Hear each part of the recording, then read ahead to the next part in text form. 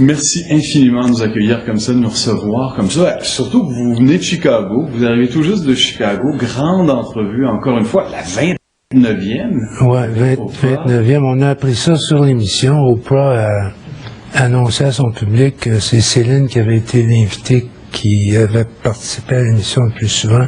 Je pense que c'est 27, si je peux me permettre. 27 ou 29. 27. Ça n'a peu d'importance de toute façon, parce que honnêtement, moi, je pensais que j'avais fait l'émission 8 fois, 9 fois, quelque chose comme ça. Je pensais jamais qu'on allait... L'émission qui va être diffusée lundi prochain, donc. C'est ça, l'émission va être diffusée lundi. Et là, on est arrivé ici avec un accueil comme j'ai rarement vu. Des gens qui attendent Céline. Nous aussi, on a hâte de commencer. Moi, j'ai vu toutes les répétitions, puis quand j'ai vu ça, vraiment, ça fait comme 1 an et demi qu'on travaille sur ce spectacle. Mais d'avoir vu les répétitions que j'ai vues, j'étais très excité, puis grosse pression qui est tombée en voyant ça, parce que le spectacle est extraordinaire. Il y a une confiance qui s'est installée. Ouais. Quel accueil on vous a réservé ici? On s'y attendait, nous, parce qu'en parlant aux gens, lorsqu'on disait Céline et René reviennent, ils nous disaient « Oui, mais Céline et René, c'est de la famille, ils sont d'ici. » Vous faites partie de Las Vegas. Oui, ben écoutez, on est arrivé ici en décembre 2002. René Charles avait 1 an et 10 mois. Et on est reparti en décembre 2007. Donc, il a été, les premières années de sa vie, c'est ici qu'on les a passées.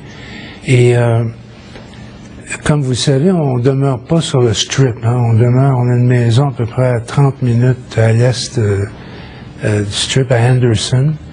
Et puis c'est une place où on peut avoir une vie familiale assez extraordinaire parce que il y a le lac Mead qui est là, il y a les terrains de golf, la paix, on n'entend rien.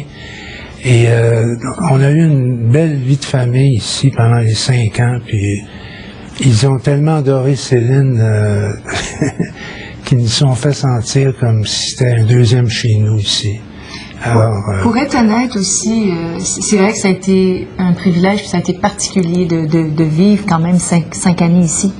Mais je dois aussi vous dire que le feeling que j'ai, moi, à voyager, que ce soit ici à Las Vegas, quand je voyage un peu partout à travers le monde, le plus beau feeling, c'est tout le temps ça m'impressionne de sentir et de savoir que les gens s'organisent toujours pour nous faire sentir bien.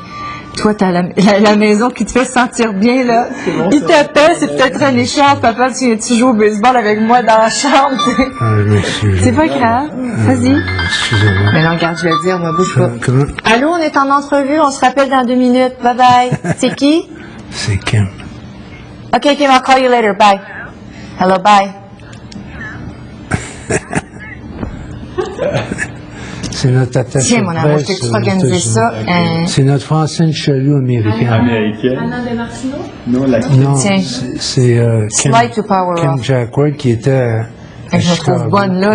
Qui vient d'arriver. Moi, la technologie, là, c'est... Oh non, moi, la technologie, non. Mais moi, des poches qui sonnent, là, je capote. c'est vrai. J'aime tellement ça. Non, ce que je disais, c'est que je trouve qu'on est très chanceux parce qu'on est accueillis très bien partout. Puis je quitte toujours, ou j'arrive toujours, puis j'ai toujours le sentiment que les gens nous accueillent comme si on faisait partie de la famille ou qu'on est à la maison à chaque fois. On n'est pas tout le temps à la maison, mais c'est le feeling qui s'installe. Ça, c'est formidable. Ce qui est intéressant, Céline, c'est qu'il y a la chanteuse, il y a l'artiste phénoménal, puis il y a tous les souvenirs et tout ce que ça signifie, la musique et la chanson de Céline Dion pour ces gens-là. Mais Céline Dion, c'est aussi une business. Il y a des gens qui travaillent grâce à Céline, des centaines de personnes qui travaillent grâce à Céline. Ça donne un peu le vertige, en tout cas pour moi, parce que c'est sûr qu'on n'arrive pas à faire, de se rendre au sommet ou de faire des grands projets, ça se fait pas seul. Alors, effectivement, il y a une grande famille, il y a beaucoup de gens avec qui on travaille. Il y a une complicité extraordinaire. Mais quand on a envie parfois de s'arrêter pour 1 an et demi ou 2 ans, là, il y a un petit vertige, un vertige qui s'installe en moi, puis je me dis, mais qu'est-ce qu'ils vont faire, eux autres, pendant 1 an et demi, pendant 2 ans? Puis, parfois, on se demande, sais, on s'arrête-tu un plus long moment? Qu'est-ce qui va arriver plus tard pour eux? C'est pas tout, justement, de dire, ben, regarde, moi, j'arrête de chanter, là, puis on verra. Mais ici, il y a eu une coïncidence assez spéciale. Quand c'est notre équipe, puis tout ça, c'est vrai, mais ici, il est arrivé quelque chose d'assez spécial. Quand nous sommes arrêtés, ça a été coïncidence, le début un peu de la récession. Et puis... tu parles de Vegas, moi je parle en général. Oui, mais quand je revenais des fois, moi, puis les gens me disaient, quand est-ce qu'elle va revenir? Ils s'imaginent que quand elle va revenir, la récession, ça va être fini, puis la croissance économique va reprendre. Alors là, tout le monde est heureux ici à Las Vegas, parce que comme vous avez dit, les restaurants ici, dans le Caesars Palace, marchaient beaucoup mieux quand Céline était ici, les boutiques. Et ces gens-là m'arrêtent toujours quand je viens ici, ils me disent quand est-ce qu'elle va venir. Alors là, c'est sûr qu'ils sont heureux parce que ils s'imaginent que ça va repartir l'économie. J'espère que ça va repartir. Il y a un élan, un petit élan qu'on voit, un espoir d'optimisme. Mais c'est une coïncidence. C'est une coïncidence, c'est sûr. Sauf que moi, quand j'entends ça, je me dis, ben si le temps d'une chanson ou le temps d'un show, je peux leur faire oublier ces moments difficiles que tout le monde doit vivre, effectivement, ben tant mieux. C'est ça de gagner. Tant mieux. C'est vrai. Mais ça, c'est le volet de l'artiste. L'artiste qui utilise son talent pour justement apaiser ces peines-là. Mais quand même, vous êtes une force économique.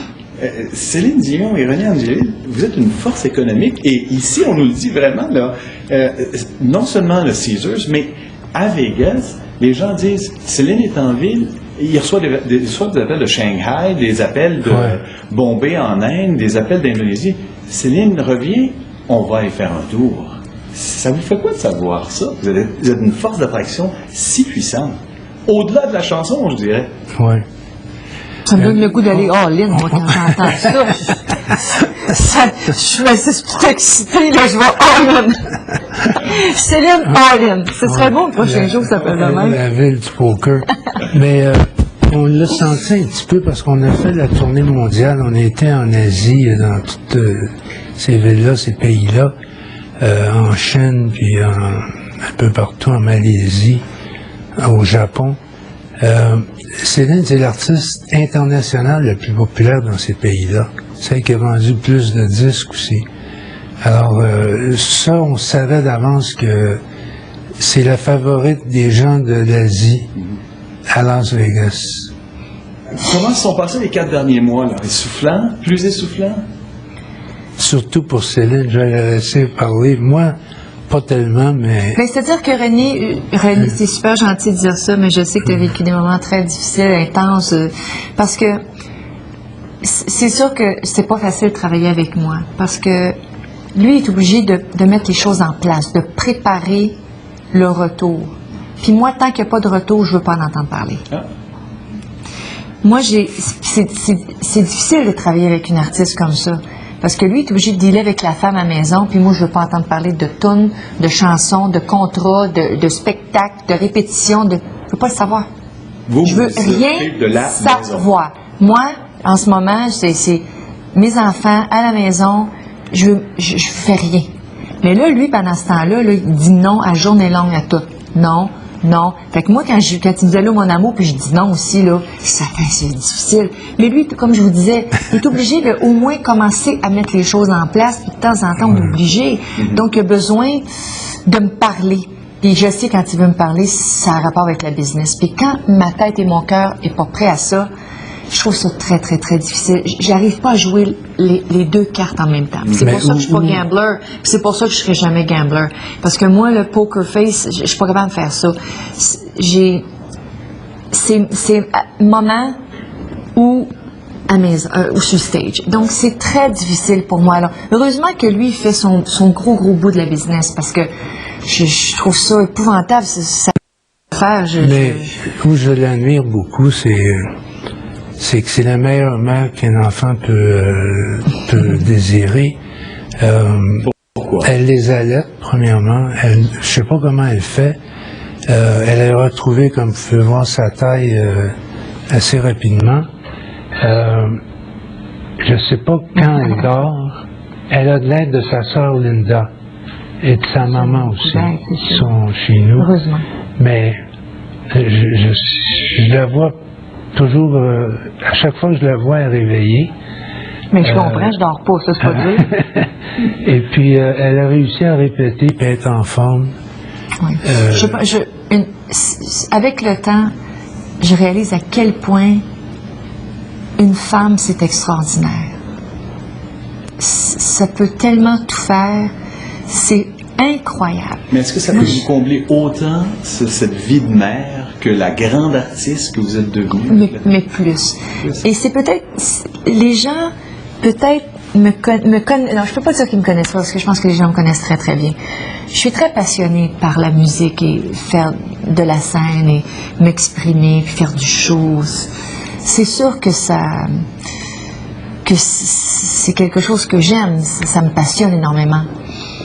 Mais c'est sûr que pour moi, être mère, faire la différence pour mes enfants, tu sais, au Caesars Palace, n'importe où dans le monde, à Shanghai, n'importe où au Japon, il y en a eu des chanteurs, il y en aura d'autres, puis il y en aura des meilleurs.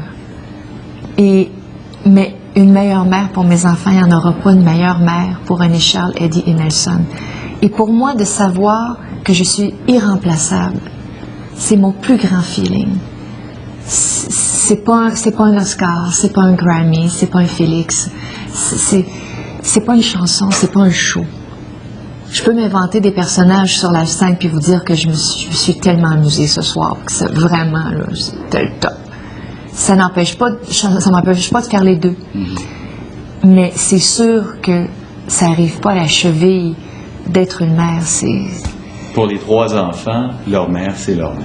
Et pour moi, là, je regarde ça puis je me dis, je suis pas obligée de faire d'autres choses dans la vie, là. C'est le summum. Ça, c'est le top. Eddie et Nelson, entre autres, pour Nelson Mandela, c'est vrai? Oui. Alors, Nelson Mandela, bon, elle est mariée, oui.